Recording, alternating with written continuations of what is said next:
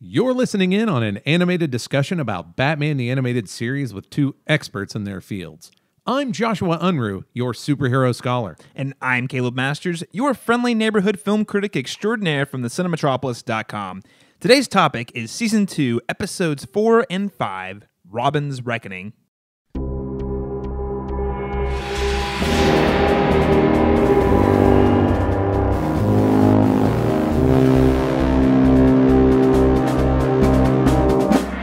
Holy smokes, I didn't think this show cared about Robin. And all of a sudden, they don't care a lot. But all of a sudden, because he just kind of shows up sometimes, and sometimes he's there, sometimes he's not. We're not really sure when in the timeline or whatever, but it's like they sat down and said, hey, this Robin guy, maybe we should give him an episode?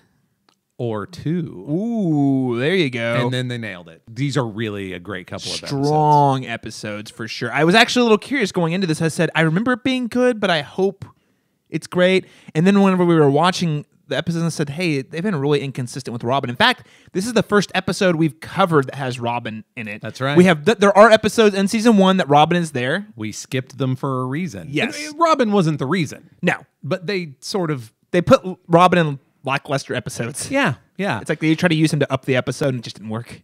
Or he was kind of Batman's window into the thing, like one of the Scarecrow episodes that's happening on campus. So, of course, we have somebody who's on campus. Hi, Robin. Outside of these two episodes and some distant future, they just don't care. Right. This is a Batman show, not a Batman and Robin show. Right. Even though they frame later episodes as the adventures of Batman and Robin. But yeah, whatever. Well, when that happens, they have a Robin that's actually in every episode. Yeah. It's a different show. So again, this is Robin's Reckoning, starring Dick Grayson, Robin. That's right. And you know what's great about this episode? There's a lot of things. What are you thinking? A lot of things. Well, if we're going to talk about it in the context of the entire DCAU, this sets up, in a lot of ways, the tension you have between these characters that will grow and grow and grow, and eventually that's how we get Nightwing. I can see the breadcrumbs leading down that path. And absolutely. There's some great tension here where these guys are just not into it. We learn a lot about Robin, but we also learn even more. And the thing that most fascinates me the most is about the tension between Batman and Robin. Right. It's really strong because you see Batman coming in as a overprotective parental figure, and it makes him look like a jerk. He's very authoritarian. Very. And doesn't care. And then, of course, all of that is deeply undermined by our realizations at the end of the second episode. But certainly, he's very believable as an authoritarian parent. And he's very believable as an authoritarian parent who is having some trouble with his son growing up. Right. And I think, again, that speaks to some of the his style of parenting. Like most styles of parenting, there are flaws that might not be communicated well to the children, which, in this case, is really good for us as the audience because we're kind of watching it from Robin's perspective. We're learning all this stuff just as he is. Well, he's remembering them, we're learning them. Yeah. There are absolutely moments in parenting where an authoritarian stance is not only necessary but laudable, right? Sure. Like, if nothing else, we can all agree, very small children, don't reason with them. Sure. You tell them not to do the thing because the thing is dangerous. Don't run in the parking lot. Don't touch the stove. Is it on? It doesn't matter. They are not up to deciding these things. Right. So then you take your 12, 13, 14-year-old out in a war on crime. You need that kid to do exactly the thing you tell him when you tell him. Well, I guess my point is, though, and again, I am not a parent. You are a parent, so you have a much firmer grasp on this than I'm going to have for a long time. I'm not going to defend some of these decisions, by the way. I'm the just saying. Explanation we get it for the end for why he was over authoritarian and like was very abrupt. That's the human side of the parenting that I say, ooh, that's a very great multi-layered. I see that. That's a legitimate reason to do this. But also, I think as much as Robin comes to understand at the end, I think it still kind of leaves that tension on the table because it's still Batman treating him like a child. Yes. That transition from, the transition from parenting an infant into a toddler into, like a child into a teenager, all of those transitions are really, really difficult. I haven't done it yet, but I'm looking forward. Like, I can see it from here. Right. The transition from person that I am very responsible for into person I am almost not responsible for at all is going to be the hardest one, right? And I think it's the place where, especially when you have a very good reason for having had a somewhat authoritarian relationship. Because again, whatever they are at home, when they go out, you have to do the thing I tell you or people die, and some of those people might be us. The stakes are much higher with Batman and Robin. The stakes are very high in that relationship. And I can see with that, again, kind of like we talked in Perchance to Dream, if you have a good excuse for putting aside your personal feelings, that is like a legitimate big picture, who's going to tell me I'm wrong, it makes it easier to make poor decisions. Sure. So if you have an excuse to be an authoritarian parent, that transition into a place where you have to treat them like an adult, extra difficult. Right. Which is why we'll get to it, but why I really appreciate how layered the interaction is at the end. And it is layered. And that's the thing I like about it here. Like, I really don't think this is a who did the right thing, wrong thing. This is very much up to interpretation for the audience. Like, yes, I think Batman would do this. I think it's in his character. Yes, I think he's justified, but I also think Robin's justified. This is a place where I feel like everybody made the decisions that they should have made, right, based on their flawed humanity. Right. And because of who they are, and again, we'll get to this in future episodes, of course, but because of who they are, the takeaways they have from this interaction are not always like nice and happy and frolicky and good for a relationship. It leaves tension on the table. Yes, there is a lot of positivity at the end of this. The tension is released, but not all of it. Right. There was still the point where you could have talked to me, Dad, and instead you yelled at me and benched me. Yes. And I'm not going to forget that while I respect your decision, I'm not going to forget that you yelled at me and benched me. Yeah. Before we jump right into the weeds, let's go ahead and hit on the title card, Joshua. I love it. I love it. A++. It's so good. Hey, did you like it, Caleb? I liked it. Why did you like it, Joshua? Okay. Listeners to the show have heard me talk about how I never need to see more dead Waynes. This becomes part of the intro to the show later on, but you always get this picture of child Bruce with either chalk outlines if they're being nice or actual bodies if they're not, framed by one street light and then inky blackness. Like, you see this all the time. We never get an iconic image for Robin's loss. Right. As storytellers, they just haven't been as interested in that. If you need one, this is one that both sort of rhymes with Bruce's while being uniquely Dick's. And for the people, this is an auditory medium. We expect you've seen the show, but if you haven't, it is that perch that trapeze artists would start from with a spotlight on it, surrounded by inking blackness, empty. Yep. It is powerful. It rhymes with Bruce's iconography while being somebody else's entire.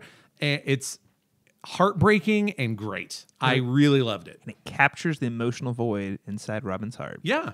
Yes, absolutely. Yeah, we get so little interiority for like Bruce and his parents, but it tends to feel sterner, right? Mm-hmm. And this was a more warm, more familial relationship. And the rawness of young Dick dealing with that loss is just encapsulated. It's why Bruce's moment with his dead parents is the thing that sort of sets him on a trajectory. It's an emptiness. It's an absence. Right. It's for Bruce, it's his parents' death, not their absence, that sets him on a trajectory. Right. For Dick, it is the fact that they aren't there anymore. Right. They are gone. And in similar way, he does kind of witness it in a way. By the way, this episode did a great job at handling their deaths very tastefully. Oh my gosh! Because I was like trying to remember, I couldn't remember better than bodies. Oh yeah. Well, because they leave it up to your imagination, right? Yeah. Yeah. It's like, oh no, I see the train coming. It's running right towards them, and it can't move. And now you kind of look away, but the thing you witness and you see in your head is just a lot more terrifying than what's actually on the screen. It's true. They give an old school musical sting and a snapped rope, and we don't even get screams of people falling or gasps from the crowd. Bodies hitting the floor. Just a musical sting. And I think, if I remember right, we do get a reaction.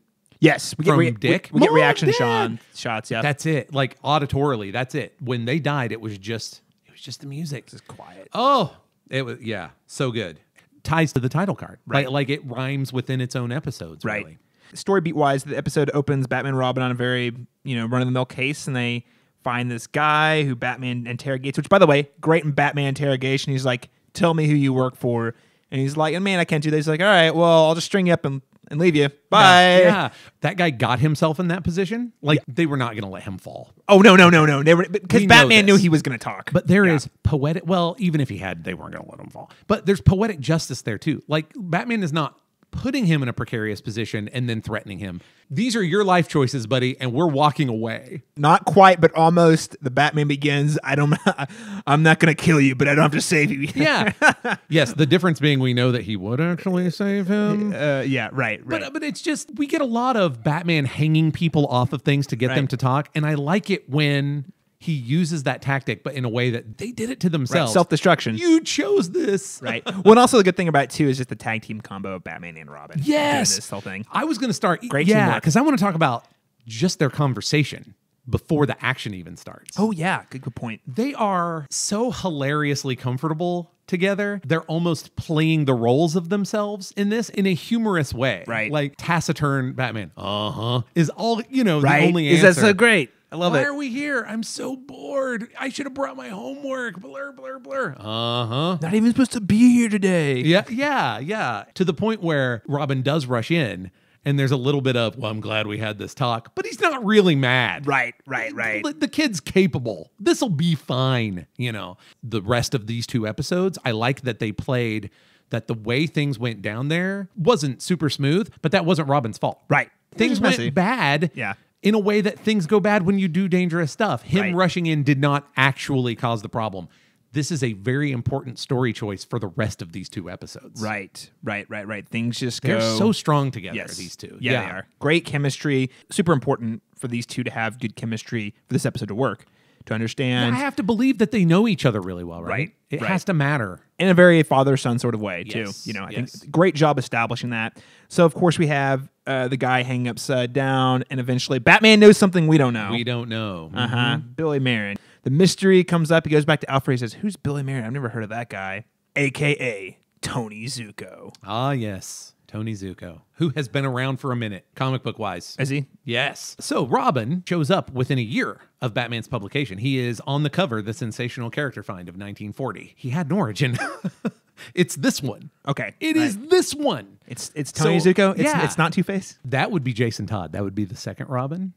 That's Two-Face? That has Two-Face involved in his origin. Yeah. So you're saying Joel Schumacher was clever enough to mix he 2 was, origin stories. Yes. Okay. He was continuity distilling, not to our benefit in this case. Exactly. But, so he's never been a particularly major player other than the fact that he was the impetus to Robin's creation. But he's been around since Jump. Within a year of Batman's publication, there's Robin, which means you also get Tony Zuko.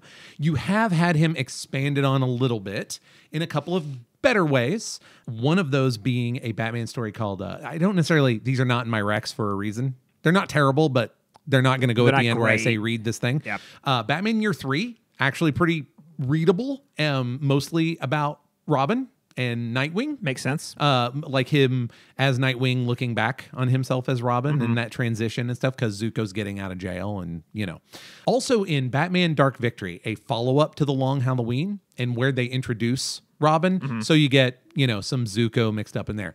Also, he really doesn't change a lot over the course of 7 years. He's always been a pretty one-note character. This is the job he does, right?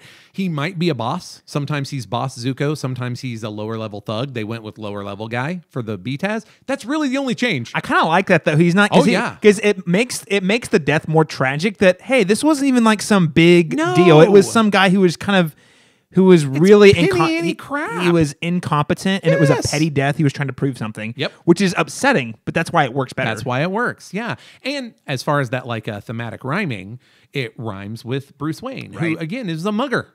There's no larger plan here. Mugger took your parents. Penny anti-organized crime took your parents. Dick Grayson. It wasn't even like with Bruce Wayne. It wasn't even like some huge crime syndicate who had something out against Thomas Wayne. Just some guy. There's no grandiose plan. Yeah.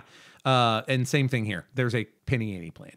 So sometimes he's Boss Zuko, sometimes he's low-level thug Zuko. And we went with the low-level But that's really the only change. He even sounds like an idiot in this episode when you know what I mean? You're just like, oh my gosh. Oh, the casting is so good. I forgot how dumb he sounded. The casting for him is so good. Because he does in the flashbacks as younger Zuko just sound like a moron. Right. And then in more modern time, he just sounds a little half-crazed and not... Like that's very paranoid. It's like he's been waiting life. Yes, he's been waiting for Batman to come and get him, which I think is really fascinating. Why did he come back to Gotham? Joshua, I'm really glad you mentioned the casting for Tony Zuko, because you know who else simultaneously in another piece of fiction has operated as both a bumbling idiot and also a paranoid adult? Like I kind of like it's kind of ridiculous how similar they are. None other than Thomas F. Wilson of Back to the Future fame. That's right. Biff Tannen.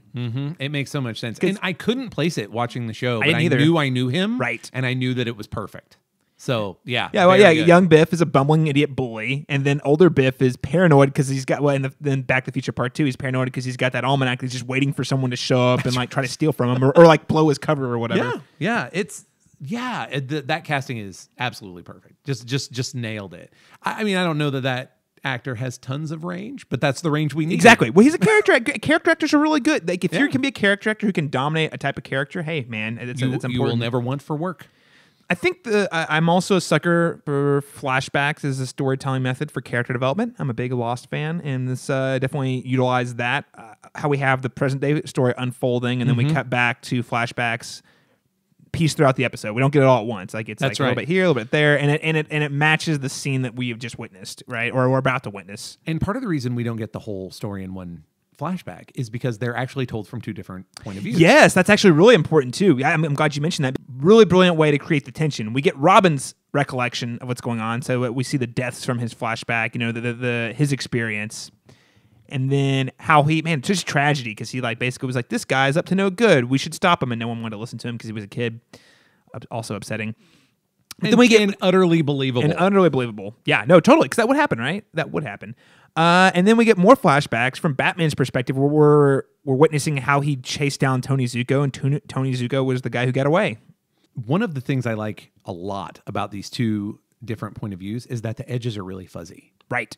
It's never confusing whose point of view we're in, but the overlap is fuzzy on purpose. Like Bruce walks out of a flashback that is from his point of view, and we get a little more conversation between Dick and Alfred, and it matters, and it technically breaks the rules, but we're never confused, which is the real most important rule of flashbacks. Right. Never confuse your reader, you know. Exactly. And so I really love how deftly they handle that like fuzzy edge between them so that we get the whole story, including the stuff that would fall in the cracks if we held tightly to Dick's perspective and then switch hard to Bruce's perspective. It's excellent. It's excellent. Yeah, so really great use of flashbacks. Okay, Caleb. So I want to hit you with just kind of a list of things that I thought were clever or good. Okay. Right? All right. They're not necessarily Easter eggs by and large, although there's a couple of those, right? I'll do this again for part 2 because unlike some of the other episodes where the part 1 and part 2 kind of flow together, that decision of who you do the flashback with really does give and there's a line from Robin that gives a firm cut between these two. They're definitely of a piece. Yes. Yeah. No. Exactly. Part 1 and part 2. Well, that was. I think. Well, part 1 ends on that note. Then I'm sitting here. I'm like, oh, this is the father-son stuff coming into fruition. Where Robin's basically like, Tony Zuko's mine. He's mine. I've waited for my entire life to get this guy back. And Batman says, I'm the one who calls the shots, and hangs up the phone. It's like, oh snap. I think you'll appreciate most of these. I really like superhero nicknames like appellations, like the Dynamic Duo, Caped Crusaders, Dark Knight Detective. And even though we cruise right past it, that somebody declares that Grayson kid is a real boy wonder makes me very happy. It makes me very happy. It's cheesy, but it was funny. That's an Easter egg I really like because it's very believable in the fiction. Right? Like he is up there doing grown-up trapeze stuff. Right. Boy Wonder is not a ridiculous thing to call that kid, right? This is kind of a older, deeper cut for film things, but you may be with me here. Did you catch a resemblance to anyone in Dick's dad? I wasn't paying that close attention to it. He looks like Errol Flynn. Oh, okay. Most famously played Robin Hood. Right. Years and years and years ago. That makes a lot of sense, though. Robin Hood is the metatextual reason that Robin got his name. And depending on the continuity you're dealing with, sometimes it's the in-fiction reason, too. Right. But it's definitely clever nod. So he looks like Errol Flynn, which also separates his look from Thomas. Because this is a very stripped-down, simplified show. We could have wound up with father figures that look really similar. Right. But they're like, hey, let's give the guy a pencil mustache. Let's have him do Errol Flynn stuff, right? Loved it. When they introduce Bruce at the circus, that is some very believable buffoonery. Oh, yeah, exactly. I mean, it's over the top, but Bruce pretending to be an even bigger goofball at the charity thing that he is sponsoring. That was funny. It's like layers of secret identity. I love how they do that stuff I love how they play with the Bruce Wayne persona. Yeah, it's so much good fun. acting with in the fiction. Right. Like Bruce Wayne is doing good acting. Playing into Nobody it. believes he's that ridiculous. That's Clark Kent's bag. Right. But will he look like an idiot to raise more money? Every Absolutely damn he will. time. This has come up with us before, but he doesn't leave to go put on a Batman costume to come back and investigate the crime. No, he does. He is Bruce there Wayne. as Bruce Wayne, Right. to take care of Dick, because Bruce Wayne saves children. Right. Nobody was there to save him. He saves kids. He's too late to save these parents, but he is there. He doesn't. Again, it would be very understandable if he was like, I got to go do this detective thing and actually catch their killer. But being there for There's a Dick grieving Grayson child. first is the most important thing. Dick's survivor's guilt, because you mentioned this, he says, hey, that's the guy, and no one pays attention to him. Now, they are dismissing him some because he's a kid, but also because they're about to go on, and also because he doesn't say that's a dangerous guy or he's a criminal. He just says, hey, that's the guy, and that's as far as he gets. Right. But it gives Dick some, what I feel is extremely believable survivor's guilt. Yeah, because he's like, what? I could have done more. I could have stopped them. I could have, you know what I mean? Very easily, he's like, if I'd only, playing over and over in his head a million times, saying, if I would have just pressed harder. Exactly. And it's a rhyme with Bruce's. Right.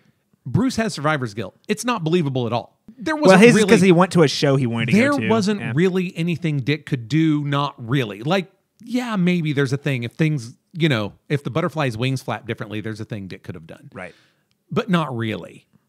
But there's nothing Bruce could have done. So they're similar but not the same, which is very cool. Which is important. And I think, again, from a child's perspective, even if there is nothing you can do, you still want to believe that there was something you could have done. Survivor's guilt is not rational. Right. I mean, it's not a rational choice. Right. I'm not condemning either one of their survivor's guilt as much as applauding the choice to make them similar but distinct. Right. And honestly, Dick's is a little more believable, I think like so a little more rational. A little bit more. And that ties into some of the way that Bruce talks about catching Zuko when he says that he wants there to be closure for you. For him. He says that to Dick. Right. Because nobody knows who murdered his parents. Right. It's a cold case. There's no solving it. Depending Depending on the continuity. It depends on the continuity, but I think for BTAS's purposes, I have a textual reason for this a couple of episodes down the road that we'll talk about. Joe Chill, I believe, only appears in Justice League. Actually, I think it's Justice League Unlimited, and I think it's actually an episode you referenced last episode, which is for the man who has everything. Again, I don't recall a Joe Chill. I don't want to spoil it, but there is. Yeah, we'll talk about it. But anyway, but Joe Chill is not in the DCAU, the DC Animated Universe, is really not a character. Like he doesn't show up until way later, and it's as a cameo more or less. On your way to something else. Right. There are actually two big schools of thought in Batman as a character that reference this over the course of his history. And sometimes people are in charge who think it's very important that he's never able to close that case. It's always a faceless criminal. It's crime that did it, because it's crime that Batman fights, not a criminal, right? Right. And then there's some people who are like, no, we need to make it a case he can solve so he has closure. And this has literally changed 4 or 5 times back and forth over the course of his nearly 80-year history. I have opinions. I have 2 different opinions on that. One, I think it's generally more interesting if he doesn't ever find it. I tend to agree. I generally think that's the way to go. Again, referencing Christopher Nolan's films as their big Batman story, I think if there is a closed case, I like that the version they go with better, which is not that Bruce Wayne was going to kill him, but the fact that someone else offs him, and he's like, I can't even get the revenge. You know what I mean? Because it still leaves that like void in his heart, you know. And if you have to do it, it gets you both things, right? Right. And again, I think I prefer the idea that we just never find. He never finds the guy. Yeah, it's a faceless crime. Right. He was driven probably by poverty more than anything. Well, or Gotham is a terrible place, like a legitimately terrible place. Yeah. Before Batman shows up. Right. So, and that's Park Row. We talked about that with Leslie Tompkins, that this is a depressed and continuously depressed area. There's a million things going on. Right. But it also goes back to, like, Bruce Wayne's vow was not revenge on this criminal. Right. It was, I will war against crime. And so I tend to agree if it's a faceless criminal. It also kind of makes... What is an 8-year-old going to remember? It doesn't matter how well you've trained your memory as an adult to be the perfect detective.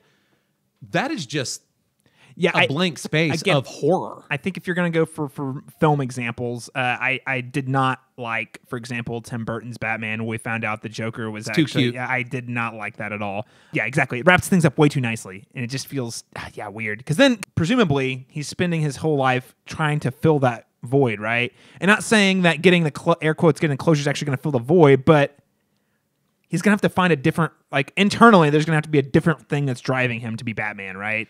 Yeah, and I think he has that by the time Robin shows up. Yes, so it's like, what's the closure good for? Right. It's better if it's like this looming nebulous specter. But maybe, and within the context of Robin's reckoning, this is his way as a father. Again, a father figure thing too.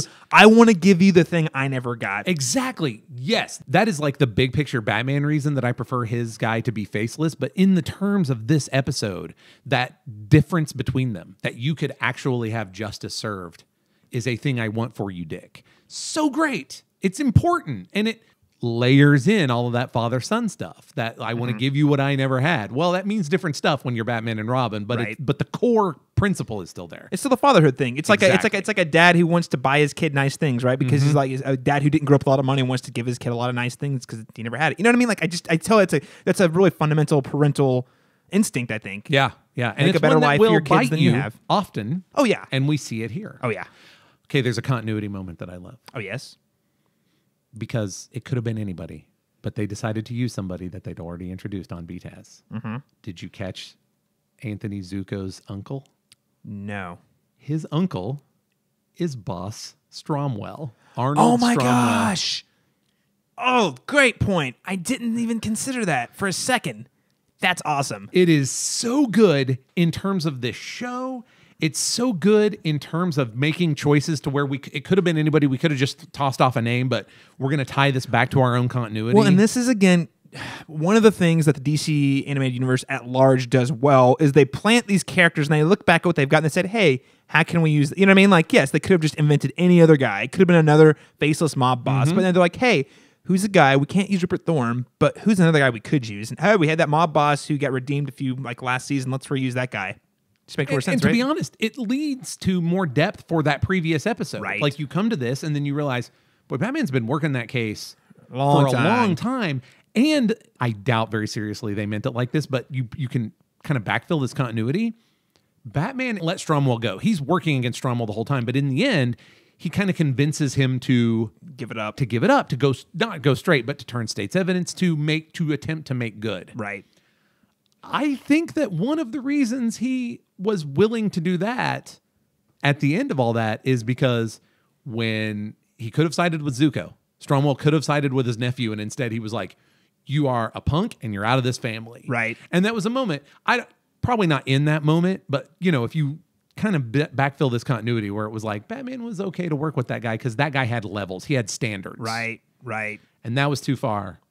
Anthony Zuko. So a continuity moment we didn't need, but actually lends a lot of richness to the world, I think. Good storytelling, clever world building that's not overdoing it, not reaching too far. And you mentioned towards the end of episode 1, the on this team, I called the shots. The shots, click, hangs up. And Alfred tries to play Peacemaker. And I just thought Robin's final line of the episode was so great and really sets us where we're going into the next one. He says, not this time, and maybe not ever again. And then rides away. And Alfred, I think, gets it. Like, he's not happy about how this is going, but he has raised a willful child. Right. A willful, infinitely capable child. Right. And he's like, this is going to go one of two ways, and there's nothing I can do about it right now. Right. This is a crux moment for those two, and he knew it. And exactly. And it's one of those things where both of them reacted the way they would, but it's one of those, this version of this is like the flaw of that version of parenting, right? If you have a strong-willed kid who especially has gotten to the age where he doesn't have to buy the authoritarian answers anymore, where it's going to push him away, right? And I think that's a great example in the episode, setting up this tension we have between, Bruce Wayne and Dick Grayson. And it just, when you're a parent, again, I'm not a parent, so I can't speak to this. Maybe you never quite know when those big vulnerable moments are until after the fact. Absolutely. And there's nothing you can do to undo it. Like, once those things happen, they happened, and you can't, it's like parenting, and humans are complicated, parenting's complicated. You can't just put a Band-Aid on it and we're good. there is this very moment in which I was very vulnerable and you said X or you did X. And whether or not it was right, it felt right in the moment maybe, but it ultimately had an unexpected outcome on the child, right? Yeah. And in this case, Dick Grayson, I think that's a defining moment in the relationship. Like, no, not this time. I'm not going to buy it. Like, I'm not. This is BS.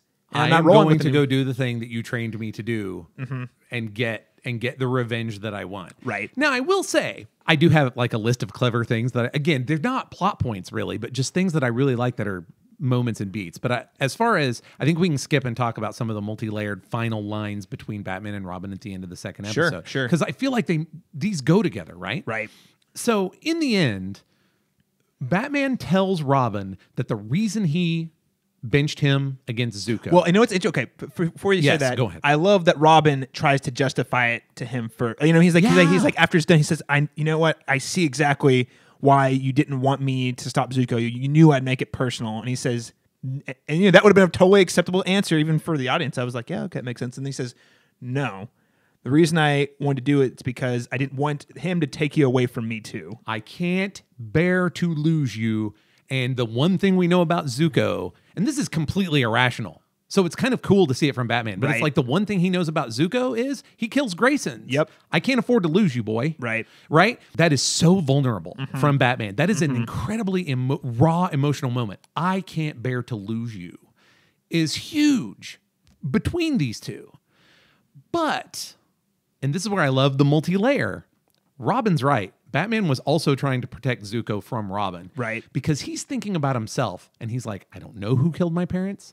I honestly have no idea how I would react if I was actually confronted with that person. Right. And I don't want my son to be confronted with this impossible situation where he might make the wrong choice. Right. Well, and that's the thing. Not only could Zuko kill him, but Robin could give in to his vengeance and become a killer. I mean, Batman is not lying when he says, no, that's not the reason I did it. He's half lying. Because the thing where I can't bear to lose you is true, or he wouldn't say it. Right. There's no, reason that for him is to true, say but it. I think it's multi. It's got more than one meaning though. He's protecting Zuko from Robin. He's protecting Robin from that moment of decision, because it'd be so easy to make the wrong choice and then become the Punisher. Right? You know what I mean? Like, well, and just ruin your life on so many levels. Right. You're going to torture yourself over it. Right. Are we able to operate as crime fighters after that? You'll blame yourself for tarnishing my... Like, there's a million things that happen if Robin makes a completely understandable choice and kills Zuko. Right. In that moment. There's a million things that Robin is too good a kid. He will blame himself forever. Right. He will ruin his life and our lives and all this other stuff. I want to protect him from that choice. I want to protect this guy who doesn't deserve it from dying, because that's what we do. We protect people from dying. But I also want to protect my own heart. All these things are true. Right. Right. What? All of it true. And then that is a completely justified and Batman decision. And it works. It's great. The question is, though, this is one of those complicated answers where there's not an easy answer. Was it the right decision? I don't know, because the unintended consequence of making that decision that he believes is in Robin's best interest is, he pushed Robin away in a very, very vulnerable moment that Robin will never forget. So we've had years and years and years and decades now since, in the comics, since Robin left to become Nightwing. Years of it. Oh, yeah. Decades. And they've come around to a place where Bruce says, I shouldn't have pushed you away, but I'm very proud of who you became, and this had to happen. I wish I had done it differently, but I am very glad with how you turned out. Right. I could have done without the fighting for years that we did, the feeling like there was a gulf between us. I could have handled this better, but I regret nothing of how you turned out. And that Dick, who has now sort of been a father figure to Tim in that time, can turn and say, I could have done without you creating that gulf between us, but I understand it. Like, I get it. It's the messy place where you say, this may not have been the right decision, but it's the only decision that this person could have made in this moment. That time. And when you get to a place where two people who have that much history and like love, respect for each other, getting to a place where they both understand and forgive while not trying to justify that it was not good, is really cool. We never really get that on this show. Even later when Nightwing comes back, we don't get it. And in fact, they draw the line out to a very opposing place into the future of Batman Beyond. Right. And I know that's where a lot of your problems come in. Don't love it. Yeah. It's not happy. It's the dark. It's the darker version of that. That was a lot. That was a lot for me to get to because I want to draw that line. Because when we get to Batman Beyond, I'm going to say, let's talk about Robin's Reckoning, and people can come back here and hear that there's a way that this could have gone that didn't have to be that way. Right. And it's very interesting that the comic books got to that place well after the era that was very inspirational, impactful on BTAS. Right. And I think it's going to be a really great ongoing conversation I'm looking forward to. Because on one hand, I do like the more not happy ending, but the more positive message that version of the story tells. I also feel like, and this is where you and I disagree, that those are two different versions of Batman that I think are both legitimate in Batman. Sure. Different versions of Batman. Okay, I would say legitimate in different media and even in different continuities. It's like because we've rebooted them a couple times. Right. But if you're trying to take this sort of global view of how do I keep telling a story about this character without him being awful, in as much as continuously published 80-year-old characters can have arcs. Right. Right. There's good ones and bad ones. Right. Like for the long-term storytelling. Both I don't versions, think we disagree as much as it looks like we disagree. Sure. I have a perspective that looks at that kind of big picture Batman. And ongoing conversation because I think with what you're saying about projecting Batman as a more positive character is a good thing, but also there is the other side of Batman without going too much into the Alan Moore everything's hopeless territory where you can say this is a flawed character who made very human decisions and the fact that he made critical mistakes that cost his family, but also recovered from them in a weird sort of way down the road. It's not like a happier version, but it's one I can connect with a little bit more. No, I understand. Again, I love the family drama. I just think that it definitely does not. Yeah, it definitely goes to some dark places. People who deeply care about one another, and that this is the family you have now. So you figure out how to make this work. Right. Because bad decisions are not abuse. Like, we're not talking about abusive choices. That is not, listen, get out of your abusive situation no matter what your familial connection with that person is. But this place where we're all just trying to do the best thing that we can do, and we're all very, capable and active humans. Yeah, I just be committed to one another, which means eventually you come back together. Right. And seeing that not play itself out in sort of the longest timeline is difficult. Right. But it serves that show excellently. I mean, I like Batman Beyond very much. We will talk so much more about it. Right. But there are some splits there. Right. And the splits, you're right. The splits start and here. you can trace it here. Yeah, you can look back here, right, to Robin's Reckoning. Yeah, because the relationship Batman has with Robin is really where the dividing line happens, right? Yeah. And they address it back whenever we get more Nightwing and the Adventures of Batman and Robin. We can talk about there. Well, but he starts to mishandle Tim. He starts to mishandle Barbara, and you're like, why? Right. Or you're like, yeah, that makes sense. And I think both are true. I think both can be correct. Both can be true. Yeah. Like the axe I grind there is from a very globally Batman perspective. Across media, across decades, you gotta. But within the terms of this, they're both completely viable choices within the context of this narrative. Right. Yeah. Right. Definitely. Before we wrap up talking here, I do want to talk a little bit about a classic Batman theme, justice versus revenge here. Yeah. And what we have here is a Batman who values justice, but Robin is clearly driven by revenge. And again, it's not the type of revenge drive that we see from Batman in this particular media, but we know that is a thing in Batman comics and Batman lore and Batman film is like the idea that he's driven by at times wanting to get revenge and also coming to terms with the fact that revenge obviously ultimately isn't fulfilling. So we get to see that a little bit here as well. We see it play out right up to the brink, and then Robin makes the better choice. He takes the better part, and it's great. I mean, it's beautiful. It's completely understandable on all levels. It doesn't feel like a cop-out. It doesn't feel like they ran up to the edge and stepped back. It's like, no, that's who that character is. Right. When ultimately he decides that justice is more important, and then it's not up to him to decide whether the guy lives or dies, right? I would say that they plant those seeds even before he's Robin, but also before he knows that Bruce is Batman. Right. Because one of the things I love about the flashbacks in part 2 is how much of a swashbuckling little hero Dick Grayson is way before there's a mask and cape. Right. He is out there. Acrobats, man. But he starts out doing the kind of detective work that Batman is not really capable of, that just like beat the street, hold up pictures. He saves a prostitute from her pimp even though he doesn't know what any of that means. He just knows she needs help, and he goes and helps her in the most like over-the-top swashbuckly way. Robin is Dick Grayson before there's a Robin. Like Dick Grayson, the things he was born to be this guy. He was born to be this guy. Right. And not unlike we talked about, Bruce would never trade his parents. Obviously, we don't think that Dick Grayson would trade his parents to become Robin. But it's like, yep, this is who you were meant to be. This is who you were supposed to be. And you can see it in those moments. Right. Anybody watching that Dick Grayson knew he wouldn't go over the edge at the end. Right. Yeah, I know. Again, because that's just the character. We understand that's critical to who he is. And we know that, and of course, like in the context of the series, we know he's going to go on to do more things, and he absolutely couldn't go over the edge. If he killed him or done anything to harm Tony Zuko, actually harm him, yeah, that character wouldn't be around anymore. And it would have changed the entire dynamic. He's a completely different person. We also see, I feel like this is the parallel of Batman being a good dad. Yes. Is that we see that there's a crisis point with pre-Robin Dick Grayson when Zuko gets away because Batman saves Dick's life. Right. This is a moment when Dick could have been lost and Batman brings him into the fold. Yep. That's the moment. And that's how he fills that void for the kid.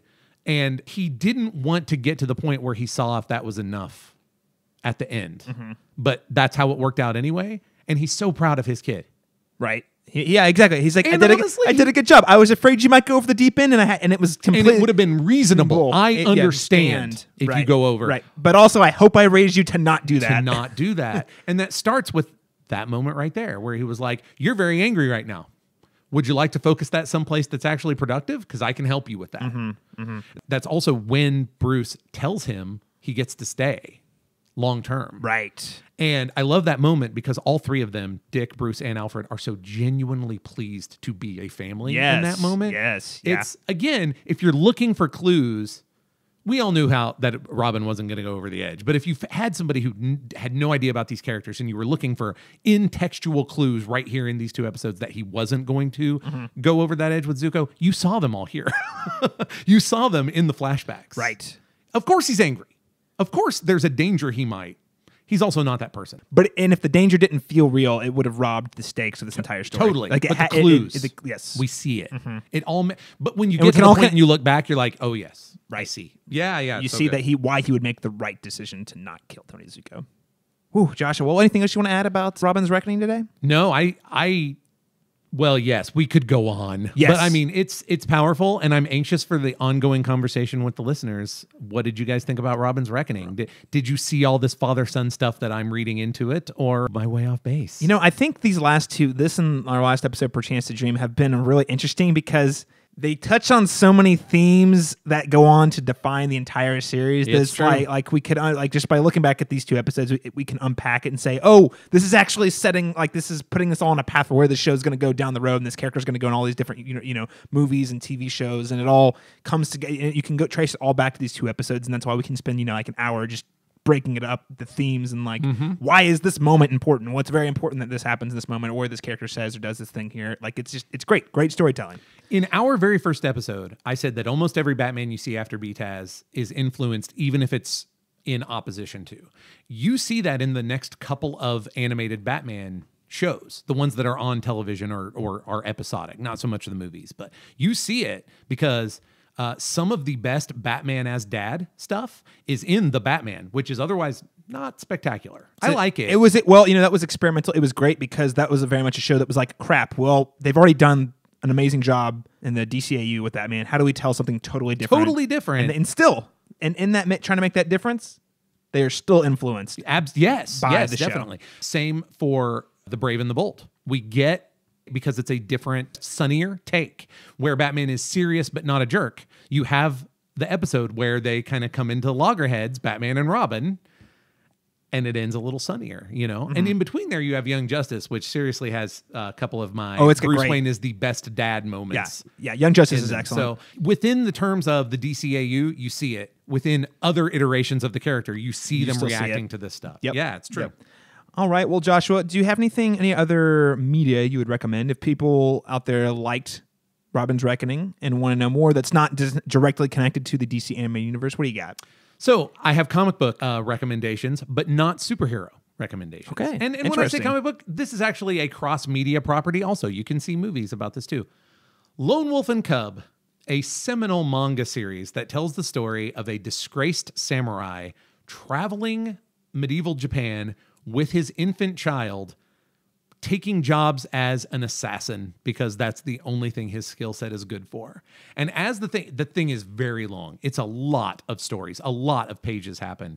But over the course of it, you have these crux points between the father and son where you decide, how much do I want my son to be like me? And the answer is, to a certain extent, some. I want him to be a survivor, but I don't want him to be as grim. I don't want him to be as dark. I want him to have options after we're done surviving. It's very powerful stuff and not dissimilar to Batman and Robin while also being completely different. The movie tie-in here that would be easier to find is Road to Perdition, a fine film. I know you love it. Yes, I do. Underrated. Underrated. I mean, it got some Oscar love, but no one talks about it Nobody talks about it. Nobody talks about it. It's a great film, also based on a comic book series, which is an American 30s adaptation of Lone Wolf and Cub. Mm-hmm. So these themes are in those things for that reason. Very good, man. I like those. So I've got a couple here. And this one I struggled with because I'm like, there's a lot of father-son stories, but I want to find something that's like surrogate families. Mm-hmm. So here we go. First one is a film, the 2016 film Manchester by the Sea. It was an Oscar darling. I don't know if it didn't really win a whole lot. I guess Casey Affleck won, controversial, won Best Actor. Yeah. But it's a great... Increasingly controversial. Yeah, increasing. And Casey Affleck aside, because whatever, he does have a good performance, and the story is really powerful. Mm-hmm, mm-hmm. You know, basically this uncle coming in and like having to learn how to be a dad to raise his nephew, and trying to sort through that. It doesn't end on nearly as happy as and wholesome of a note, but like the relationship they build feels so organic and authentic. Mm-hmm. And again, the idea, even though he's technically his uncle, he's this uncle he's like never met or hardly ever talked to or anything. So it's like really kind of like a surrogate family they build. And I think that's got a lot of resonance with Batman and Robin, honestly. Yeah. I think they wind up in a more father and son space, but you can't deny the lack of blood, right? And that Dick is a certain age.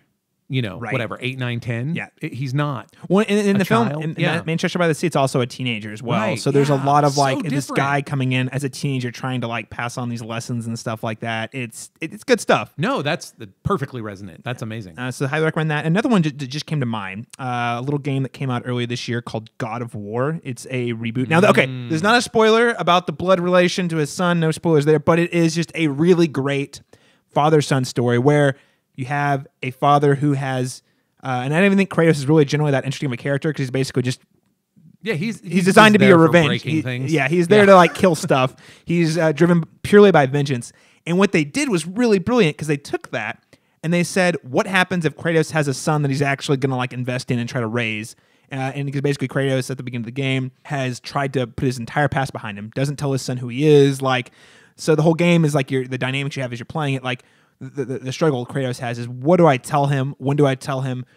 How do I raise my son not to make the same mistakes I did? Mm-hmm. While also letting my son make his own decisions, which I think is really good. And again, no spoilers or anything like that. I don't want to avoid that. But it's a really A++ PlayStation 4 game. I highly recommend it. I'm really excited to play that because I heard about this father-son. That kind of dynamic is very much why I feel Robin entering the picture can textually utterly change the trajectory of Bruce Wayne's life in a positive way. Yeah, that's a great point because having to be that person for somebody else means you can't be this self-destructive jerk who's just hell-bent on revenge all the time. And that's the beautiful thing about it because as he's trying to figure out how do I pass the things on to my son like of who I am, he has to confront the things that's very broken about himself that he's tried to like pretend didn't exist. Like it comes back up and he's like, how do I reconcile this and how do I explain this to my son and hope he does better? You know, and because again, you can't control your child, but you hope they will. You try to raise them in a way to not have that rage. It also deals a lot with like the cycles of violence and again, especially if you would have said like 10 years ago when God of War 3 comes out, which is a great game, but great for. But are you going to wind up in this space? No. You're like you literally play this for surface level. Wow, I get to kill gods and feel like you're 12 because like you kill gods and you have sex with like goddesses and it's like totally ultra juvenile. But they somehow make that really boring, like again, I would say very juvenile idea and like take it, mature it, and put it in a totally different context to be like a really, really powerful story. I'm really excited to play it because it will be another arrow in my quiver of how Dick Grayson completely changed Bruce Wayne's life. And you can have him as his vengeance-driven, hellbent guy right up until the moment that Robin shows up. Right? I mean, it's good points. That's a big part of my argument, honestly. And it's nice to see it in other media, and that just feels like it's going to be right on the nose for that. Yeah, exactly. I know. It was like one of the best thing that could have happened to God of War. That's exciting. Yeah. Well, that about wraps it up for this animated discussion. Caleb, where can people go to continue the conversation with you? Well, I'm the editor-in-chief over at thecinematropolis.com. It's a website dedicated to really deep dive analysis of films, kind of like in the same way we're breaking down each episode of BTAS. We do this with all sorts of movies. So if you like the sort of thing we're doing here, I hope you'll head on over to thecinematropolis.com. And of course, where you can read essays from myself, a lot of contributors, including Joshua Unruh here, who has written some great superhero pieces. And also, we've gotten Smoking the Bandit, some old films too, some great A essays there. You can also find me on Twitter tweeting about movies and TV and video games and all sorts of other pop culture on Twitter at C Masters Talk. Again, that's letter C Masters Talk. Joshua, how about you? I'm also most active on Twitter, where you can find me easily enough as at Joshua Unruh. I'm happy to field any superhero questions you might have, and who knows, it might even become a podcast unto itself. I'll also keep you in the loop on any fiction, articles, podcasts, or diatribes that I cast out into the world, including my work at the Cinematropolis and for Pulp Diction Productions and Press. So make sure to join us on our next episode, guys, and it has you hooked from start to finish. You might be a little bit of a fish out of water. We'll be talking about Season 2, Episode 6, The Laughing Fish. Until next time, we'll see you back here. Same bat time, same bat channel.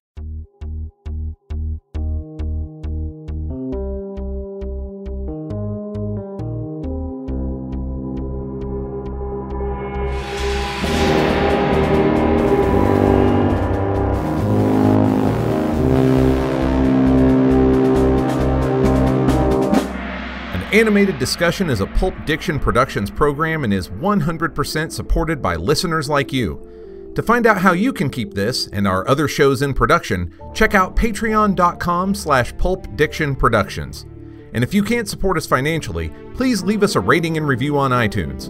It's the best way to help others discover the show. Keep up with Pulp Diction news by following at Joshua Unruh on Twitter, or find us at facebook.com/pulpdictionproductions.